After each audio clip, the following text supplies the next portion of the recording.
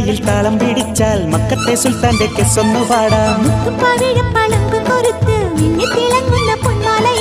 നൂറേ നീയൻ കൽവിലെ പൂന്തോപ്പേ